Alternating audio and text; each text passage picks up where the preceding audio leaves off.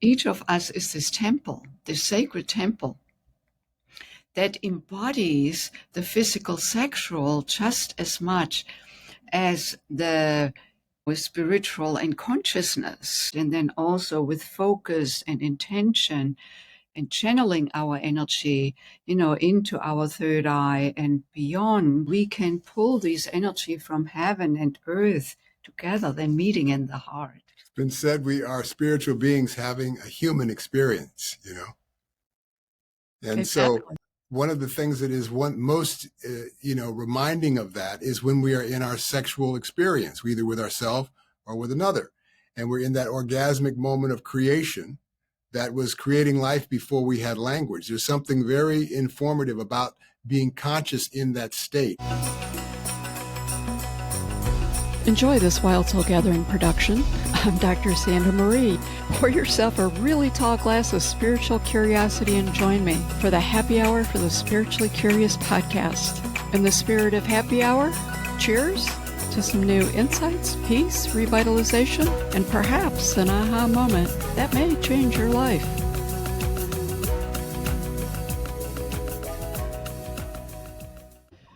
Welcome, everyone. Today we're going to focus our conversation on intimacy. Bet you didn't know this, but June 1st, 2024, we will be celebrating the first National Intimacy Day. Our guests, Elsbeth Muth and Freddie Zental-Weaver, will delve into the relevance of this day and the influence of intimacy on consciousness as well as physicality. This amazing husband-wife team, as well as business partners, very interesting, have assisted thousands of couples and singles create lasting intimacy and fulfillment in their life as well as their relationships. They have been featured on Showtime's documentary series Sexual Healing and the Emmy Award NBC show Starting Over. They're also best-selling authors of Sexual Enlightenment, that's been endorsed by one of my favorite people, the world-renowned spiritual pioneer, Dr. Michael Beckwith. Elsbeth and Freddie are also the co-founders of the Tantra Nova Institute, and they're the originators of the June 1st National Intimacy Day. So welcome to the Happy Hour for the Spiritually Curious podcast. It's great to have you both here. Great to be here. Thanks, Sandra. Yeah, thank you so much, Dr. Sandra. Yeah. Before we delve into some of the topics that I'd like to talk about, Elsbeth and Freddie, how did you two meet and how did you start your journey with intimacy as your life's work? Like, I don't think most people think that that would be the journey they'd be taking. Yeah. Okay, so I'll kick it off. So my name is Freddie Zental-Weaver, and I was first introduced to a core of our curriculum that we teach when I was 13 years old.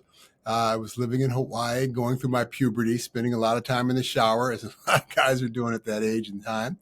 My father at the time was a practicing psychiatrist and very evolved and took pity on me, gave me a book to read on how to integrate sex and meditation. Wow.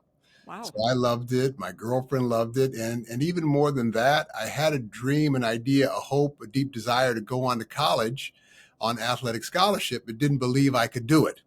Well, the practices assisted me in getting out of that belief to shifting with ease, grace, and flow towards the belief of going to college on athletic scholarship.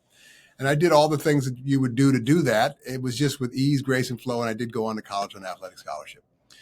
After college, I kept reading books on this topic and going to workshops and applying these principles in my personal relationships.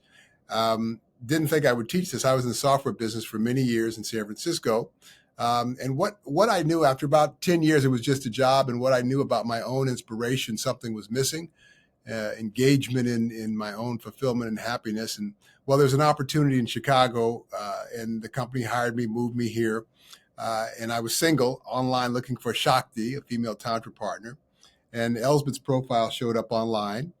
And we met, and that was 23 years ago. And 6 months to the day we met, we what I call transcended the romantic drama and created Tantra Nova as our baby. And this is what we've been doing for the last 23 years all over the world with couples and singles and individuals. And I can't think of any other more impacting way to shift something that we deeply want to create in our life that seems to elude us than learning how to work with our life force of sexual energy to get more intimately into me, I see, connected to that dream and hope and desire. we'll get into that. Share a little bit about myself because my story is so different. Yeah. So just to see the juxtaposition here and how we ended up together, it's like I didn't have a dad, unfortunately, who gave me a book. I wish I would have had a dad who would have given me a book on sex consciousness when I was a teenager, but that was far from it. Not customary in my family. As you can tell, I grew up in Germany and came to the United States in my late 20s to do postgraduate work in music, and then moved on to get my doctorate in education, and then moved into management consulting, and that was all great. Became a great management consultant in the 90s. Yet there was a moment when I really got very despaired over my intimate life. I had this pattern of attracting unavailable men, and while that was exciting, most of the time I was alone. And that was the time when I, looked at if I were not to change that trajectory, I would end up without lasting intimacy and love in my life before I leave this planet. And I did not want to settle for that. And that was the time when I decided to delve deeply into the practice of Tantra as a discipline, not just like reading a book here and there, And it was so life-changing. What I discovered in the process of the tantric practice, the healing, the clearing, was that I had held distrust towards men. I was not aware of that. If you had known me back then, you would not have called me a distrusting bitch. I was really kind and open and inviting, but underneath, obscured to the conscious mind and the subconscious, there was something lingering from a much earlier time in my life, disappointment with my first love and boyfriend. And there was something, when we make nanosecond decisions to cope in life, be it as a child or an adolescent or even later, that we may not even remember exactly what we decided, but the feeling remains. And so it had something to do with like, you cannot trust men. They are not there when you need them. And so that all could get cleared. And I had worked on that in therapy before, and I thought it was complete.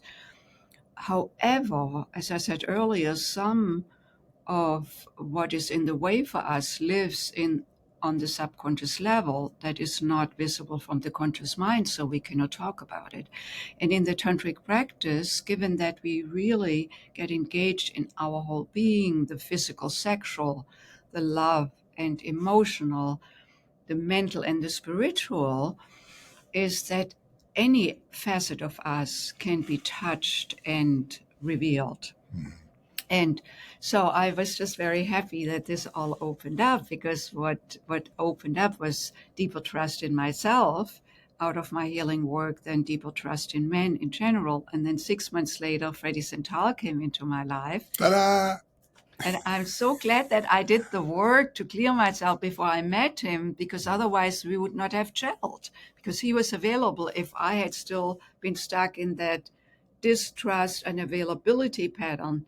So anyway, and as you said, within a few months, we decided to pool our resources and create a Tantra Nova, and Here we are. Here we are with you. With you. Yeah, that's great. And Freddie, I would say you are very gifted, because I would say that's not the norm for most people Yeah, on the well, planet.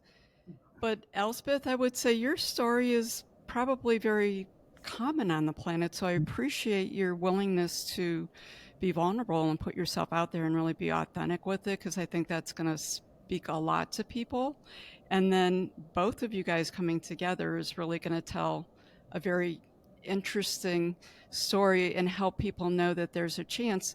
It was interesting. I heard someone talk once, and they say, we make these sacred agreements and we don't even realize them. So you're 16 years old and you break up with that first love and your heart's broken and you say, I'm never going to love again. And there you are in your 30s and 40s wondering why you can't find that love again, not realizing that you made this this contract with yourself so long ago that's still sort of stuck in there. I think that speaks just a little bit to what you said, much Yes. bigger, but it's really pretty interesting. Yeah, it's the way we look into everything. I mean, everything that we do is sort of being cataloged in our subconscious, and so, but at some point in our life, we want to create something. We have a deep desire for something that's never been before. So the tantric practices in this work are really shifting the state of awareness and consciousness so that we can get more deeply connected to that unconscious that we don't see. As Elsbeth's story, there was a background belief in her neurosynaptic memory about the hurt that it was experienced, but in the conscious was, I want to be in relationship. So we're like always our self-fulfilling prophecy. So that's what's unique about working with life force or sexual energy in terms of that altered state of consciousness that happens in it. So just to go back a little bit, a lot of people have heard about the tantric practice, but I don't know that a lot of people truly understand it. Can you explain it like in a simplified type of way? Yes. So what Tantra is a lot of things. What we are is Tantra Nova, Tantra New. So we're integrating aspects of the Eastern approach to Tantra, which was one of the original yogas of the energetic body. And it's all energy. Our thoughts are energy. We're just physically a denser form of it. And we're integrating approaches from the West in transformation in terms of generative language, how we create our reality in language, creative self-discovery, how we discover ourselves in the creative process in music, movement, and art, and then working consciously with a sexual meditation that we teach in working with what happens in that altered state of the sexual, whether you're doing our work, consciousness work or not. When we're in that energy, we are more open, loving, vulnerable, receptive. So emotionally we're changed. Chemically, more endorphin, serotonin, oxytocin, the feel-good hormone. So we're in an altered physical, chemical state. Now with the distinctions that we teach in terms of breath awareness and certain types of breathing, energy awareness, and intention, like I want to create a beloved or work that's fulfilling or a place that's inspiring, whatever it might be, we get more deeply connected in this altered, intimate state to our subconscious neurosynaptic story, frequency, belief, than we do when we're in our just conscious left brain analytical, oh, thank you, I understand, that's why thing. And we can start to shift something at a frequency that's not really available to us in our conscious mind. So that altered state allows us to, in the sexual, allows us to get, and that's the sexual intelligence. That's what sexual intelligence is really all about, is remembering what we've forgotten, because that state of nothingness that happens, French call it the little death, the orgasmic moment, and learning how then to expand that and extend that and breathe and be in that zero balance place to then bring in what we most deeply desire. It's interesting how that begins to take hold in our regular life. Things just start showing up with ease, grace, and flow. It's like we don't notice red cars until we have one. And then they're everywhere. They always were everywhere. Exactly. I love that, and I love that how it permeates everything in life. So what prompted you to initiate the first ever National Intimacy Day? And is there any relevance to the June 1st? Okay, the first question first. So, we have Valentine's Day, we have Sweetest Day, but Intimacy Day goes to another level. So, given that this hadn't existed yet, we came up with it actually also with the assistance of our publicist who brainstormed with us, said, yeah, that's really a great idea. And then we can create events around it and celebrations, be that by myself or with a partner or as a group. Or we have a workshop, an introductory workshop on that day. So for people to, if they want to experience more, they can join us by Zoom. And really the celebration of intimacy as it shows up in so many forms, because there's emotional intimacy, spiritual intimacy, mental intimacy, physical intimacy, sexual intimacy. They are of different gradations. And there's intimacy with another, with a beloved. There's intimacy with a child. There's intimacy with myself, as Freddie called it earlier, into me I see. And from there I can see into the other? If I cannot see into myself, how can I see into another? So this is really the day of celebration. And June is just like everything is so flourishing and opening, as we want to be in intimacy, intimate connection with self or with another. And it's my birthday month. So, Nice. Very nice. yeah. June 15th. So what big celebration? I know that we're recording this before June 1st. What big celebrations do you have planned? So there is a web page people can go to when they go to our website it's called I Day, Intimacy Day, I Day. Just go there. There's also, are some gifts, and there is this workshop offer that you can, register and show up for. It's called Secrets to Lasting Intimacy, and it's a way of getting a taste of what it's all about. So that is one form of celebration. And then, of course, we are very much, if you're in a relationship, we are very much for celebrating intimacy with your beloved. That can be a special meal or a special kiss. It's not about the magnitude of it, it's about the gesture. Very important. That's very important. Can you talk a little bit about sexual and spiritual connection? Okay, yes. So, we Let are. me take that. Go ahead. Yeah, I love that part. So, Nice.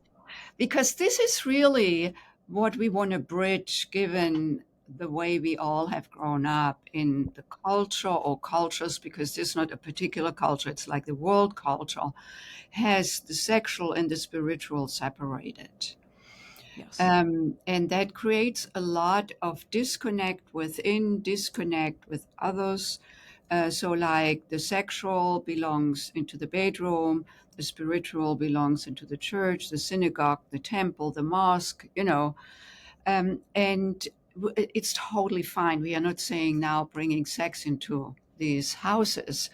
What we do say or suggest is that each of us is this temple, this sacred temple that embodies the physical sexual just as much as the spiritual and consciousness. We are both earthly as well as heavenly beings, and we always have been. So it's not that we create something new, we just remind ourselves that they coexist, the earthly and the heavenly, the sexual and the spiritual. And then the practices further lead us there. They're very concrete practices that we can experience this in a tangible way, not just thinking about it, but really feeling it, and then also with focus and intention and channeling our energy, into our third eye and beyond.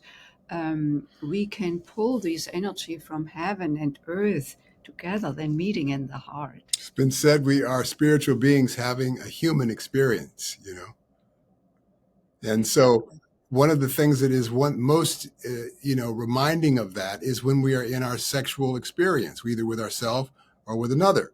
And we're in that orgasmic moment of creation that was creating life before we had language. There's something very informative about being conscious in that state that allows us to shift the way that we create our life, experience our life, be in our life. And that's been what we've been doing for the last 23 years with couples and singles all over the world. I think that's the reason this work has continued to flourish, to be available. People keep, getting something out of it, returning, and new people keep coming. And it's something that is not teaching someone something new. It's reminding us of what we've forgotten. Because in the beginning, we're in the womb and it's just, womb service. We're just floating in the embryonic fluid and it's wonderful and there's no worry. Then all of a sudden, whoosh, we're born, bright lights, whacked on the bottom. Some guys are getting their wee-wees cut and you're thinking, send me back. And life happens, good days, bad days, falling in love, money days, no money days. And then we get to some point in our life where we want to create something that we've never experienced before in our life. That imagination is the connection to this elegant design of the universe that we are, our imagination. And so how do we then shift this clay that we look into the world from, which are all the experiences that we've experienced, kind of like what Elsbeth was talking about in terms of, the sexual experience early in life and how she kind of lived from that experience and shifted it after deeply being, curious about it, like a curious witness of ourselves, to move then with ease, grace, and flow. So these are the practices to assist in shifting these very deeply rooted beliefs one of the things that religion, not that we're religion, Tantra Nova, but one of the things religion does have in common, all religions, and that's made it so powerful, is belief. Because once you believe something, and a lot of what we believe has just been appropriated from our experiences, because we can believe anything we choose to believe. If we believe it, then it starts to show up. It's really interesting. That's the quantum of how it works in our consciousness in our life, in terms of anyway. Yeah. So And bringing I it agree. back to the sexual spiritual is then what Freddie said about wanting to create something new, or what I never have experienced before, is that in the tantric practice, we actually learn how to draw on creative energy that brings forth life. It's the most powerful energy there is. It's more powerful than nuclear energy. Now, nuclear energy can destroy whole countries, but it cannot create life, And so this sacred energy that creates life, what about learning to draw on that and draw it up so that it can embellish my love, my heart, open my heart, that it can inform and infuse my third eye and my mental thinking, my focus, and then into my spiritual self, the cosmic.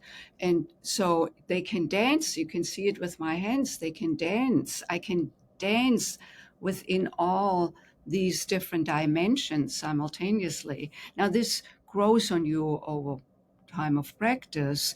But that is really, and what opens up then, Sandra, is a sense of wholeness. We are no longer compartmentalized, or like I shut off my heart. And then I remember in my 20s, I was quite promiscuous, because it was like, the attempt to get love through sex. And sex was easier to come by than love, actually, And so a little confused, and that was part of my journey to clear the confusion so that my sex and my heart can be in coherence. They are of very different frequency and nature, but they really complement each other very well. And when I channel my creative sexual energy up into my heart to support my heart to express itself further, herself further, and connect to my consciousness self. So this is just really a sense of peace, of joy, of connection with self, which I then bring to my relationship. The more I'm connected, the more I'm in balance, the more I can be here with Freddie in that way, the more the relationship can be at peace and in balance. Wow, Elsbeth, that was really, really powerful. And I love it because people start with all the separateness of it. And you did such a nice job of making the connection to the oneness on that multidimensional level. That was truly, truly beautiful. Thank you for doing that. Yeah, that's going to be an important message for a lot of people to listen to, probably more than once. So, if you were going to create a roadmap to enlighten the way one looks at sexual energy, love, and the conscious heart, what would that roadmap look like, perhaps? Well, it starts with breathing, because that really starts to develop what we call the witness state of mind. So breath is the first piece, energetic awareness, and the witness state of mind. Those are the three pieces. So I could do a practice with your people now, just take about 30 seconds if you'd be willing. Oh, absolutely. Let's Okay, do great. it. So let's do this. This is just a simple breathing practice, and it just is an illustration of, well, you'll see what shows up for you. So you sit up as straight as you're comfortable being, on top of your sit bones, really feeling the stack of your spine, and your eyes can be open, closed, your soft focus. Put a hand on your belly. Good. And now just allow yourself to bring your awareness to your breathing into your nose, down your trachea, lungs, extending into your diaphragm and belly like a big balloon into your hand on your inhalation. Following with your awareness, your breath back up and out through your nose in your own pace, depth, and rhythm. We're just going to do this for a little while, a few moments. Letting your thoughts come, letting your thoughts go. When thoughts start to distract you, acknowledge, let them be, don't engage. Bring your focus and awareness back to your breath. Following your breath into your nose, down your trachea, lungs extending into your diaphragm and belly like a big balloon on your inhalation. Following with your awareness, your breath back up and out through your nose in your own pace, depth, and rhythm. Stay with that breathing. I'm going to continue to speak. You are your own witness to any thoughts, conversations, interpretations, or meaning. Nothing whatsoever you have to do about all that right now. Just breathe and be. Following your breath into your nose, trachea, lungs extending into your diaphragm and belly like a big balloon on your inhalation. Following with your awareness, your breath back up and out through your nose in your own pace, depth, and rhythm. For now, just breathing and being. Giving your busy mind a rest for a few moments. Stay with it. Rise of your belly on your inhalation. Flattening of your belly on your exhalation through your nose in your own pace, depth, and rhythm.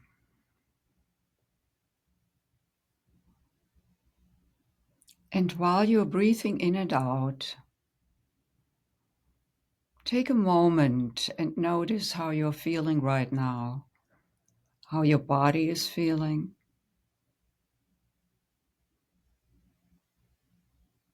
Notice your emotional state. And notice your state of mind, your state of thought.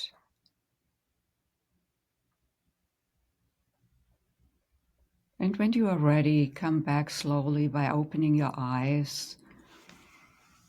And Sandra, if you could be so kind and share a little bit how you're feeling right now. I feel a little blissy, to be honest with you.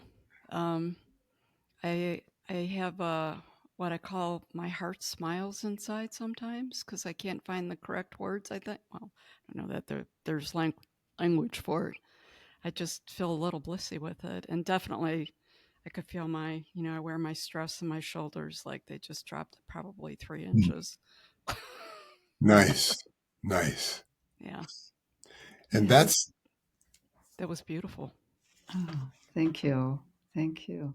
So that's the state that's available to all of us when we take a moment and breathe. That parasympathetic breathing is different from sympathetic breathing in that we have to think to bring the breath down into the diaphragm and extend it, which is behind the belly and extending the belly. And in that thinking to do that, it gives our busy thinking mind a little pause from this traffic or, oh, the weather or how could she or this or whatever. And then as we have practiced watching those thoughts, we stop. We don't have what we call the total felt sense of the thought, where the cascading effect of now my heart is racing, my energy is hyper, my blood pressure's up. I can just watch the thought floating down the river without, again, the total felt sense of the thought. And then the roadmap for that sexual awareness, coming to greater sexual and love awareness, is so the conscious breath, the parasympathetic breath, and it has to be practiced, then becoming more aware with energy flow in the body, how energy shows up within us on the physical level as a sensation, on the emotional level as an emotion, and on the mental level as thought.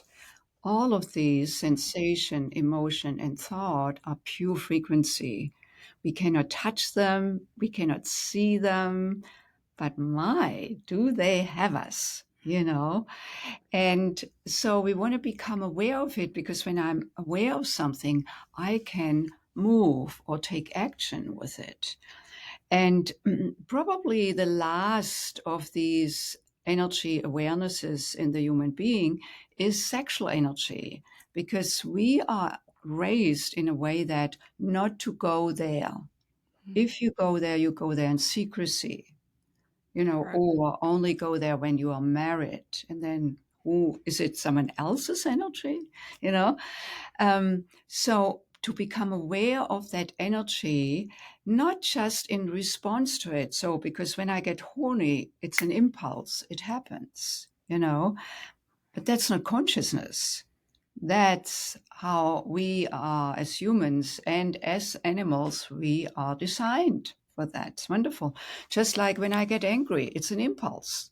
Mm. We humans are designed for that. A thought comes in, just unreflected, boom, However, what's different about the human being that distinguishes themselves from animals is that we are aware that we are aware. So I can become aware of what goes on in my body, including my sexual aroused impulses. And this is not good or bad. It just is. Just like anger is not good or bad. It just is. The question is, what am I going to do with it? And that is where we want to tap deeper into, because then I can have the impulse instead of the impulse having me. And I don't suppress it. I don't oppress it. I don't get obsessed with it. I breathe into it. And when I breathe into, be it anger or my sexual arousal, actually it can start moving. It actually gets a little bit less intense, so I can be with it and say, okay, what about bringing up my aroused energy into my heart? Connect with my heart. Or perhaps I want to create something in my life, and I use this wonderful, aroused, pleasureful, creative energy to imbue what I bring into the world. If we can create babies with it, wow, I could create myself with it. Absolutely. So, and also back to your question, we always start out with foundational practices. There are none aroused in nature, because if we were to go right away to sexually aroused practices, and by the way, there's no nudity in our workshops, all intimate practices are done as homework in the privacy of one's room, hotel room, or home, both if they are solo practices or partner practices. Um, so that, I can learn to transmute that energy. And transmuting energy is not suppressing or diverting, like trying to get rid of it. No, it is moving with the energy so that I can shape what I do with the energy. And there are so many ways how I can shape it. Unlimited. Could you share a little bit about reawakening your feminine, joyous self as a woman? Oh, wow. Yeah, Sandra, I teach a workshop for women only, which is called Awaken to Your Feminine Essence. So we are very much on the same wavelength here. Um, for me, my own journey led me to explore further into the feminine, my feminine, because I was very lopsided in my masculine. I was very career driven. I'm not that I'm a businesswoman and I love doing business, but I was imbalanced.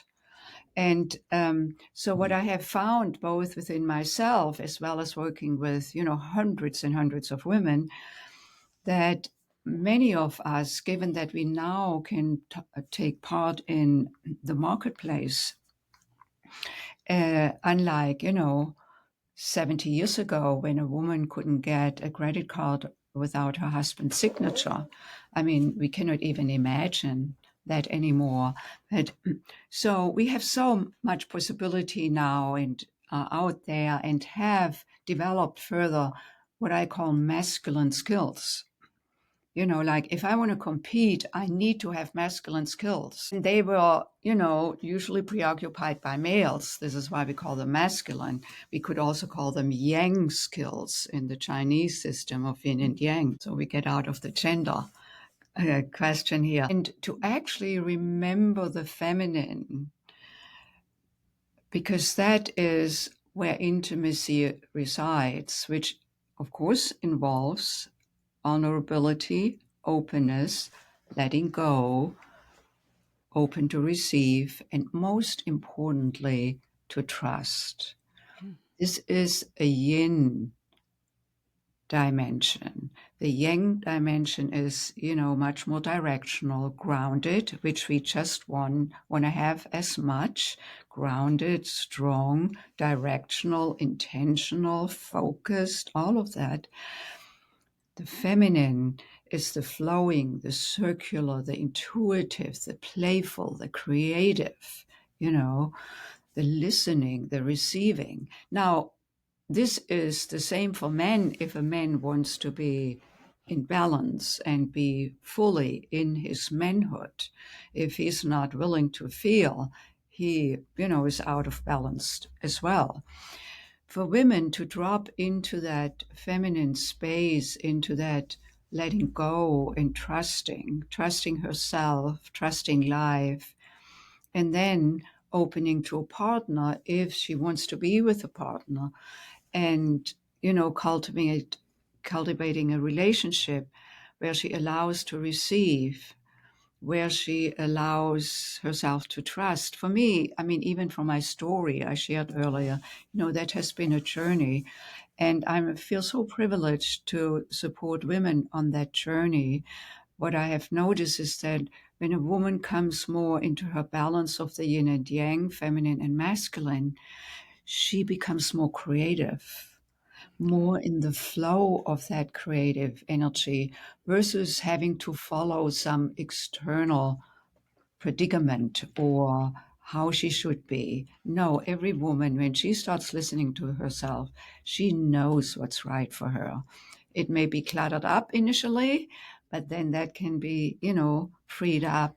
And lots of women who have come through our program have, and also part of that is accessing their sexual creative energy, that they have become not only creative, more creative with themselves, more loving with themselves, perhaps more pleasurable with themselves.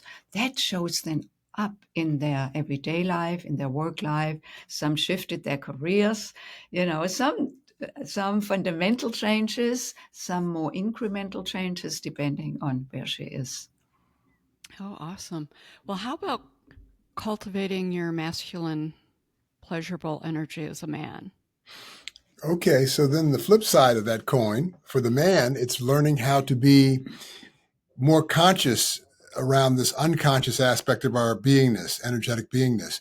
Because for women, women even today can be ostracized for being sexual. You know, in some parts of the world, could be stoned to death for having sex out of wedlock.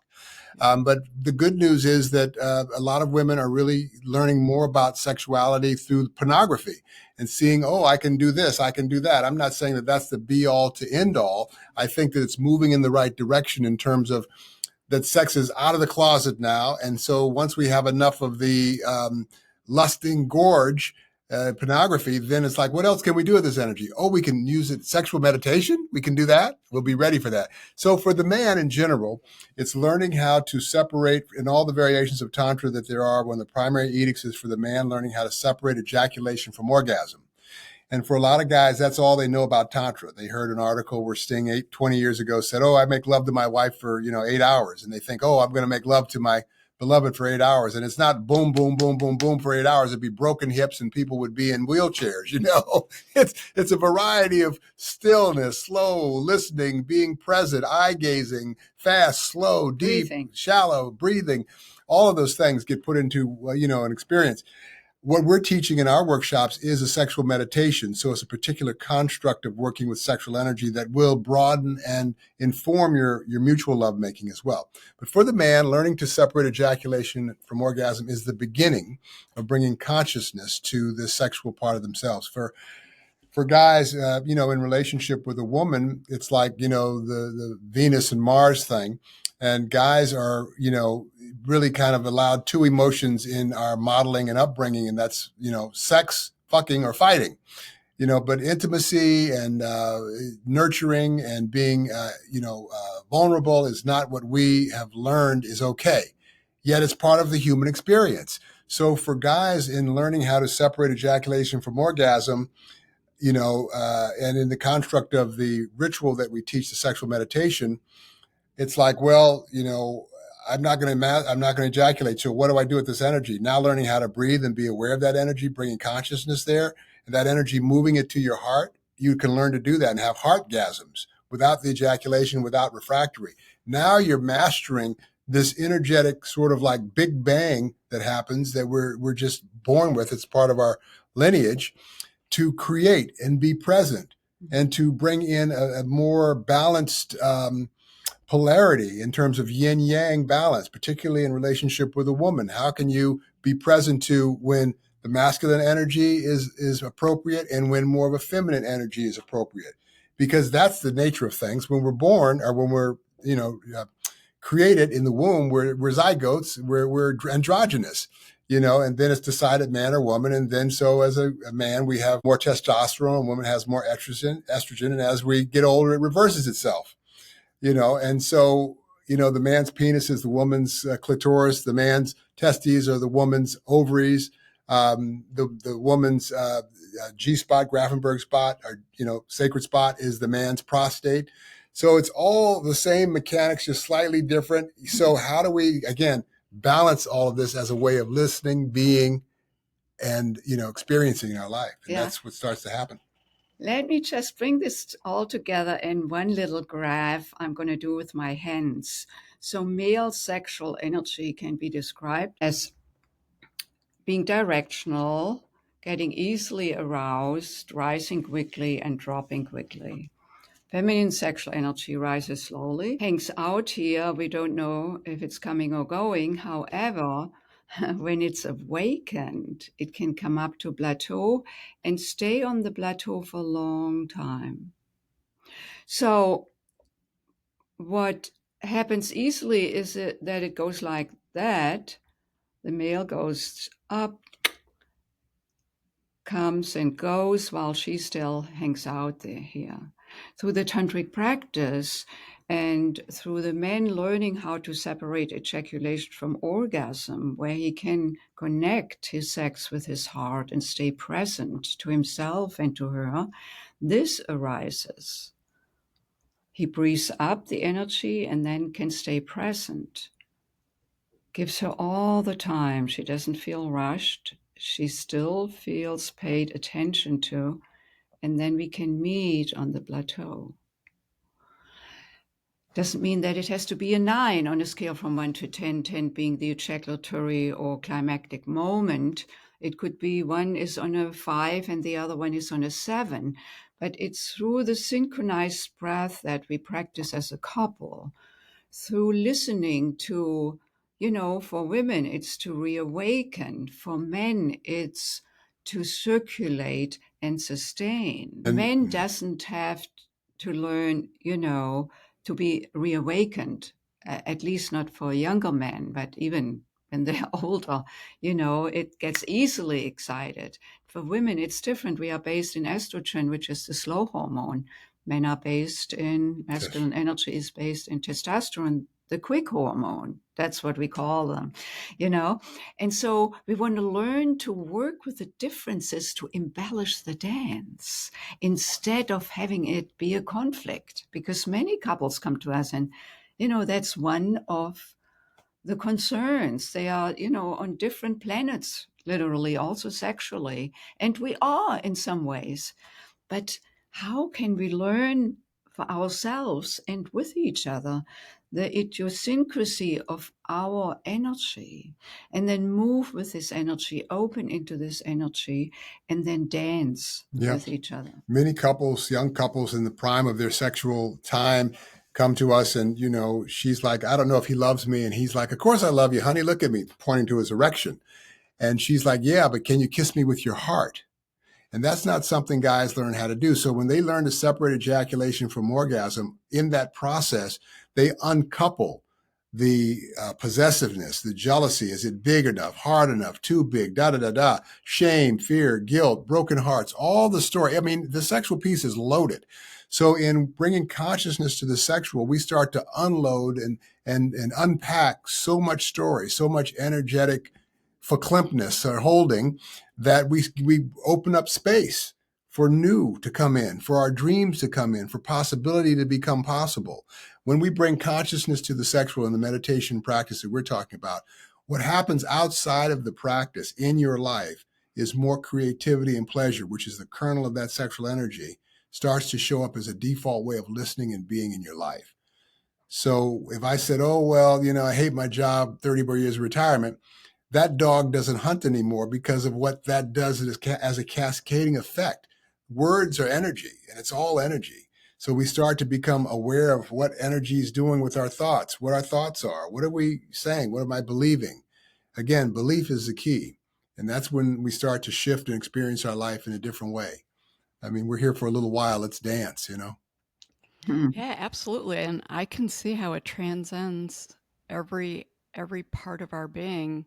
And like you said, Elsbeth, like you've had people that you've worked with who really have changed the whole direction in their lives. Mm. Like it just transcended their whole being. That's so powerful, so powerful. So you both have talked a lot about creativity.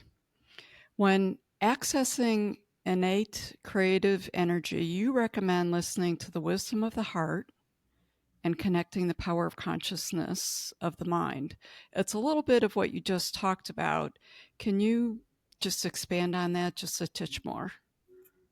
Yes, I feel that in our culture, the Western culture, we, over the last, I would say 50 to 60 years, we slowly over time, we had more opportunity to actually become aware of our emotional being. When you went to therapy like 60 years ago, or even 50, 40 years ago, you were considered a little weird. Now, people go to a therapist every day to their session, and not every day, but once a week or so, You are not considered weird any longer. Also, what opened up through therapy is that we learned to allow our feelings, to listen to our feelings and not shove them down. So our emotional self has evolved further. Then, through the Eastern practices of yoga and meditation, that has taken more, came more to our shores over the last 20 to 30 years, we are also more connecting with our spiritual self, however that may look for each of us as individuals, but that opened more, you know. However, the sexual, we haven't really explored into. This is why I'm so excited that what we do and some of our colleagues do, that a new window, or perhaps the last important window of that trilogy of sex, heart, and consciousness, is being paid attention to and brought awareness to. And so that is really what the work is about, the awareness of the sexual life-giving energy, and learning to engage with that energy in a conscious way. And and of course, opening our heart, connecting with the heart, and cultivating intentionality, so that our consciousness can flourish more. And back then, to the integration of these three dimensions, they are uniquely different. They have different frequency. If we measure them with electrodes, they're very different frequencies, yet and together they really affect each other. And I then call it, they start communicating with each other. So my sex can communicate with my consciousness, and my consciousness can affect my sex as well, my heart, and vice versa. Wow, beautiful, beautiful. What advice would you offer to someone looking to access their personal peace and joy? Well, the breathing exercise that we did, and well, anyone who does that for even a few moments, a minute, they tap in for a few of those breaths of stillness. Suddenly they're just watching the thought and there's nothing going on. And it's that space that we want to keep expanding more familiarity and accessibility to, so that it's available to us to bring in that peace and joy. And so that's really how you do it. It's really believing that it's possible, finding stillness away from the story that keeps us in the spin, getting some relief from that, and moving towards what it is, how I want to feel. Because oftentimes we focus on how we don't want to feel. And as opposed to thinking, well, okay, what does it feel like? Let me just fake it till I make it. What is it? Let me just imagine and dream for a moment being in this wonderful place. And now we're building a new neurosynaptic familiarity to a feeling that we want to have more of. And that becomes much more available. And that begins to be the way we look into the world. That's what we feel for. That's what we smell for. That's what we frequency for. When we bring it into our consciousness, it starts to show up because that's what we're looking for. Yeah. And we have this gift for the listener today, the audience, because we thought out of this conversation, where can you as a listener go? Because this is still just a conversation. So we thought this gift that is an introduction to sexual meditation would support you as a listener to actually get some practices, to do some of the foundational practices right at home. You don't have to wait. You don't have even to come to a workshop, and you can, of course, if you wish, but we want to support you in tapping into that space that you just called, Sandra, the space of peace and joy, And so in that video class, there are a couple of practices that prepare ourselves for then later on to apply this to sexual aroused energy. So these practices in the class are very much about becoming more familiar with your subtle energy that runs through you, in your body, in your heart, in your mind, and really, be still and calm within yourself, and how to move energy, subtle energy, which are all precursors for then later on moving sexual aroused energy. We never go with our students right away to sexual aroused energy. If we were to do that, nothing would change, because the body, the system, is used to the patterns of that sexual energy, how it has lived in each of us, for decades. When we were kids, we may have learned about it. We may have developed certain ways of being with ourselves, or as teenagers, and that is what the nervous system remembers. So in order to cultivate the flow of that creative energy totally through us, we need to shift our nervous system. And therefore, you want to do these practices that are in the class so that your body can get used to moving energy deliberately. You determine it through the breath, the coordination, and you are being guided in that. Well, thank you. That is really very kind of you to offer that gift to the listeners. And I really hope people take advantage of that. That's a beautiful thing. And Freddie, I'll just say that quick little breathing that we just did earlier in the episode, it really did shift. It shifted my thoughts and it shifted my energy. So, for those listening out there, that's the beginning. It's a nice start. And sometimes it can be that easy when we take that quick little minute to do it.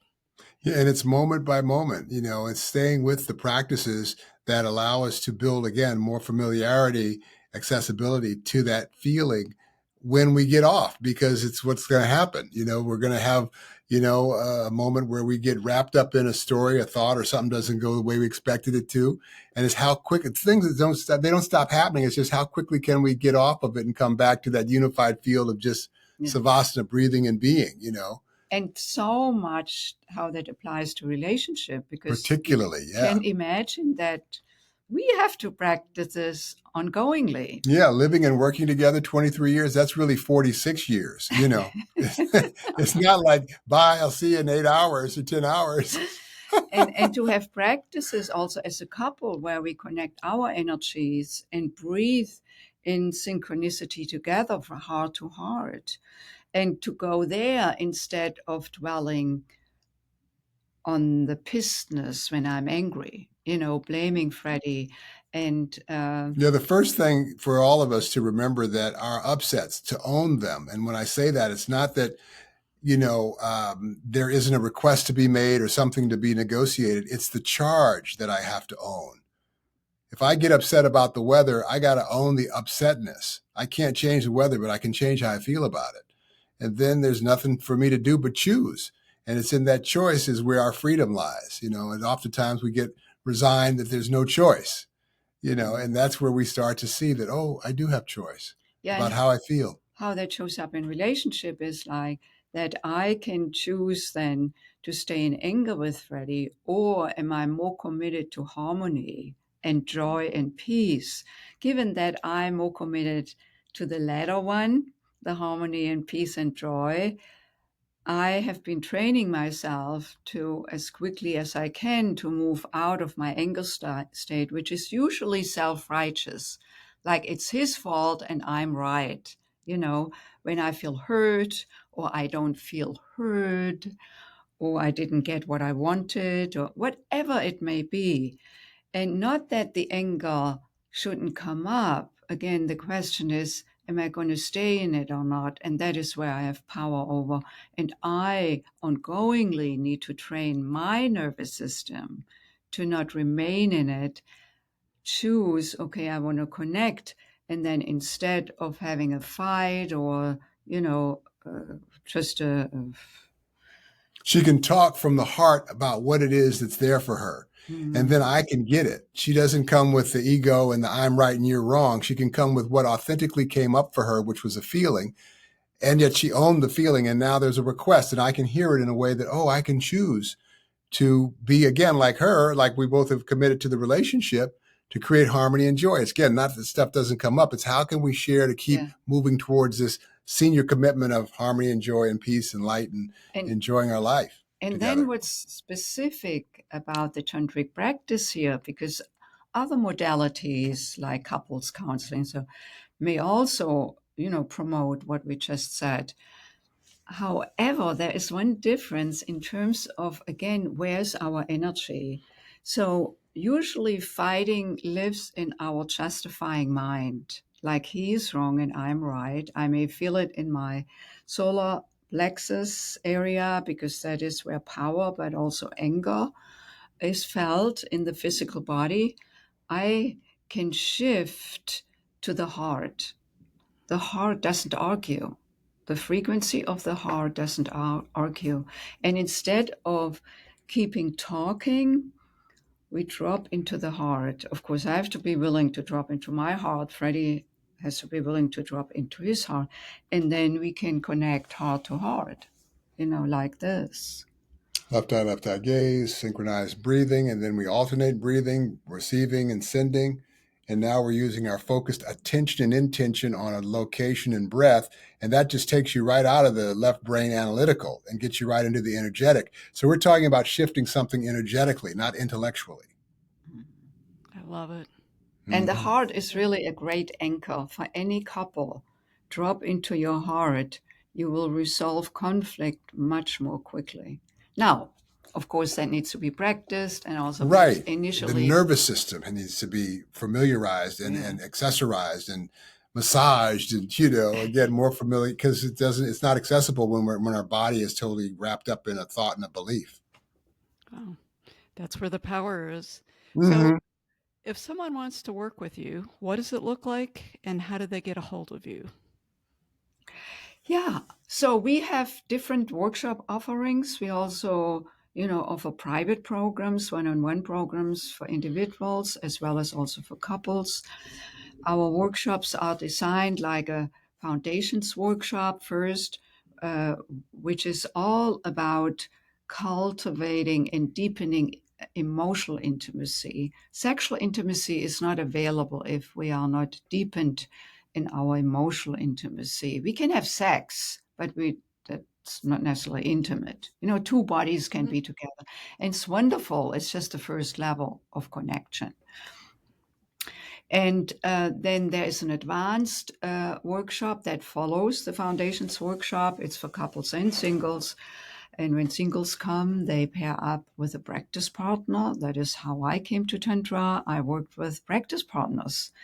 Freddie was not in my life yet. That is what I wanted to see, what was in the way of me bringing the beloved into my life. And then the advanced workshop, the Spark workshop, is where we teach sexual intimacy through very particular rituals. And then we have a 3-month mastery program, a certification program. But in general, these workshop pathways are a great way of building your own capacity, connection with yourself, if you're in couplehood, connection with your partner. And then we have also in the private programs, it's the same foundational work first, and then the second half of the program is, sexual intimacy. And then, as I said, we have an introductory workshop both on the 7th of May and then on Intimacy Day, the National Intimacy Day on June 1st, which is really, if you want to get more of a taste beyond the conversation today, that's a great way as well to explore into. Freddie has an all-men's workshop, Men, Sex, and Power, where he guides men into expanding their emotional, virtues and expression, and also how to connect, becoming grounded in their manhood, grounded in their sex, and open in their heart, and connect the sex with the heart. I, as I mentioned earlier, teach the Awaken to Your Feminine Essence workshop for women only. The men's workshop and the women's workshop can be attended both in person and by Zoom. The other workshop, co-ed workshops, are all in person in Chicago. Okay. I am really excited to see where National Intimacy Day goes. I think you guys are generating massive amounts of creativity and helping us all be creative, which just helps it grow and grow and grow. And I think this will be something that'll take off, and it'll be interesting to see the different iterations as we move forward. I'll definitely make sure I put all of your information on the website and in the show notes. That is so great. Thank you for doing that. And I didn't mention where people can find out about the workshop. It's on tantranova.com, TANTRANOVA, Tantranova like supernova, and Tantranova, yeah, and there's everything is laid out there on the program page. There's our book, Sexual Enlightenment, as well. And thank you so much just for sharing this in the show notes. Yeah, no worries. We'll make sure we get it out there. And you do have that awesome book out there as well as the other work that you have. So I'll make sure I put all the links out to that also. Any last thoughts you want to leave for the listeners out there? Yeah, I would like to just go on your way now and just stay connected with your heart and drop into your heart, listen to your heart, breathe into your heart, and the heart will guide you. Beautiful. Beautiful. Keep dancing, breathing, and loving your life. I love that. That's perfect. Well, this has really been a very special show. Thank you guys so much for your authenticity, the work that you're doing, opening this up, putting yourselves out there. I can't thank you enough for being on the show. It's really been wonderful. Yeah, likewise. Thanks, Sandra. Dr. Sandra. Yeah. And I always want to send a big thank you out there to all the listeners. Thank you for taking time out of your day to be with myself, Freddie, and Elsbeth. And remember, embrace that wild soul. We've got a lot to do out there. You guys have a great day. Thank you. Thank you for joining us for this episode of Wild Soul Gatherings Happy Hour for the Spiritually Curious. To learn more about our guests, please go to our website, wildsoulsgathering.com. We're very eager to hear from our listeners what you thought of the episode, topics you might like us to cover in the future, your thoughts on spirituality, questions you may have. Please feel free to send us an email at wildsoulsgathering@gmail.com. This is your host, Dr. Sandra Marie, sending each of you peace and love. Until we meet again, embrace your wild soul.